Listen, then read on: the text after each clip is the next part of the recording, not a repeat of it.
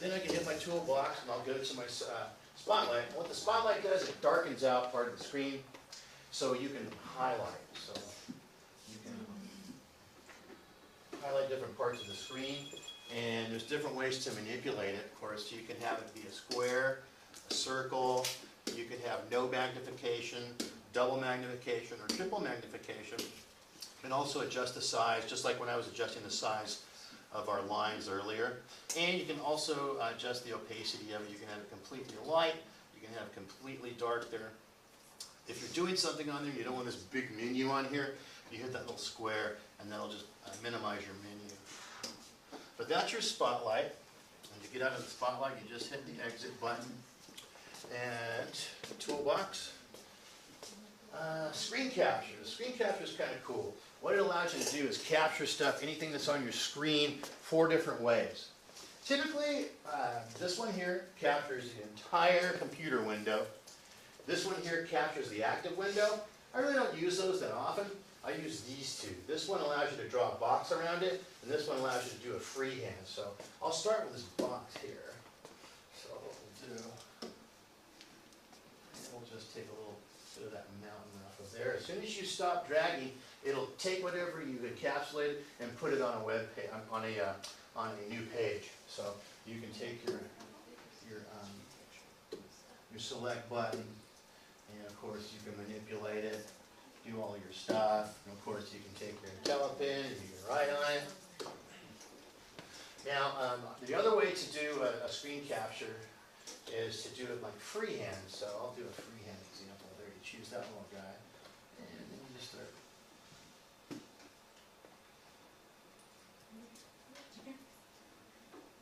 And you go back around to the other side, and it'll do the same thing. It'll just take that little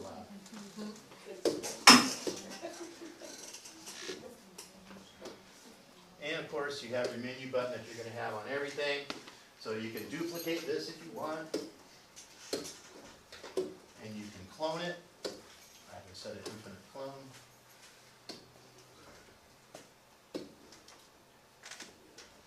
And of course, if I want to go back to my desktop, you're never stuck in Starboard. You always have your, I kind of call this mouse button the escape button that gets you right back into your mouse mode. And then, of course, you want to make new pages all day long, you can hit new pages. But that's your toolbox there, and it's got a nice little selection of tools. But I was doing a demo about a month and a half ago at one of your other schools that's getting ready to outfit with some of these. And the assistant principal, she brought up some online content of some stuff that you're using, and she was asking if it would, can we use Starboard with this? As if my answer was yes, absolutely. If you can, control it on your mouse, you can use this. So she had a couple of interactive type, online type of lesson things that, you just click it here, click it here, click it here, and then you're all set. So, but anything that you're using on your laptops, you have the ability to use it with Starboard. Jessica, isn't that what you were? Yeah, that's what I was saying. That you were having issues with, like with the Wonders online component and being able to. Right, because I had a hard time with it too. For like some of our online textbooks, when you go to turn pages, it doesn't recognize that you're touching the arrow button, and you have to walk to the computer and press the arrow button instead.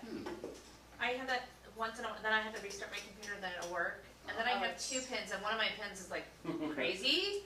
And then so I put that one down and I use the other pen, and the other pen works fine. But I don't know. I have it once in a while. But Mine as long as I can see the mouse button.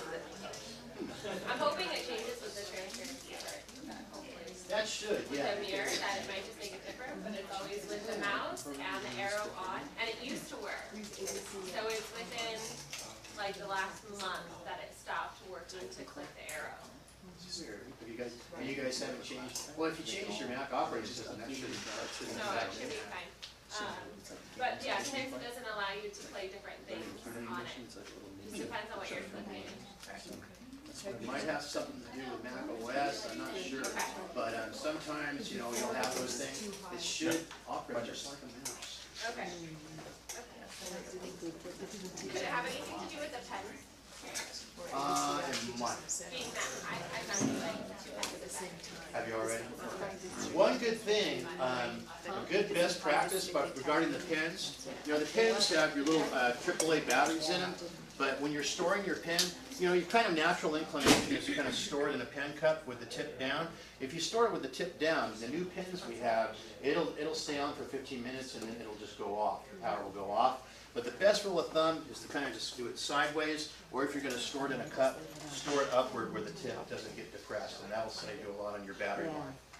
Mine are always flat.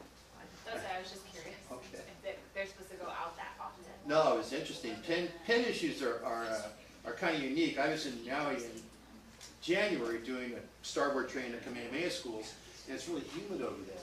So they were having some problems with their pens, and we put new batteries in the pens, but we found that they were left out and they got a little bit corroded because of the humid weather. So, yeah. Yes. So, like for example, right now you have 11 pages that you have done today. Tomorrow, let's say you close down your Starboard. Tomorrow you open up, those 11 pages will still be on your page list, correct? Yep. As long as you save it. What if I don't want all of them? Do I have to go in and physically delete them in order for them not to be there tomorrow? Yes. What you would do in that case, you would go over to your document, and whatever pages that you don't want, like this blank one, you can delete it. Is there a way, say that I didn't want to save any of them and I just wanted to delete, is there an option to select all from? No, none of the options select all. If you wanted to ditch all of your slides, you would just go into exit the software, either go Starboard software, go quit Starboard software. It'll always ask you if you want to save. In that case, you would just say no, and it would just dump all your presentation. You can start out fresh. Yeah, but you know, software will always ask you if you want to save your stuff at the end of the day. Is Question? it auto-saving it as you're working, or is it you have to click save? Oh no, that's the nice thing. It auto saves. So even if I go back to one of my previous slides, I go up to here, and let's see. Just think of like your computer shut down. I click on that, and I go to show. It's going to bring that slide up, and I can go ahead and annotate and still do that. So you'll notice down here, when I'm drawing stuff on that, it's actually on there. So if I go to a different slide here, here we go,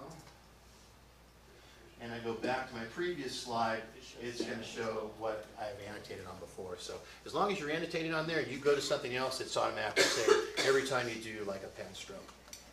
Yeah, I was just thinking if your computer were to shut down for some reason, or you closed the lid and you went to sleep or something and you tried to get it back. It'll still be up there. As long as that software was running in the background and it goes to sleep, all your stuff will be saved on there. That's a nice thing about this, you know. It'd be a little cumbersome if we had to, you know, go save page and then before you know. The way this is designed to kind of make it a little bit more fluid for you. Was there another question? I just had a question. I had done a brainstorming with my kids, and then I went to print it, and it showed correctly on my screen, but when I printed it, it cut off the edge of it. How would you make sure that what's on the screen that you can print? So if you wanted to print this, it would send that to your network printer. Let's see the details. But it kept cutting off the side. Could you go into your paper size or your attributes? Or Maybe do a custom, maybe, and then yeah, try you to do probably it have that to way. customize it, yeah. Okay. Were you trying to print out your whole presentation? No, it was just one page, and, Okay. and I was doing it on the whiteboard, and when I printed out, the bubbles on the left were like cut off. You probably have to do a custom. Yes. I am so sorry. We love your questions. Yeah, they're good. So speaking of printing whatever story map or brainstorming you have, from the ones, and I don't know if you'll be able to answer this, from the ones that are in the Hitachi that you can use in the standalone mode, how are those able to be printed to our computers? Because you can like take a screenshot of whatever you've done in standalone. How do those transfer over to the computer to print? Those are stored on a little drive on the projector. So you would go into your USB, and in order to retrieve that stuff, you need to go into the remote control on the projector and change your USB to a mass storage. And what that'll do, once you change it to mass storage, what it will do, it'll show up on your computer as like a J drive or a T drive. And in addition to your other stuff on your computer, it would show up that way. Double click on that, and you can access the USB drive on the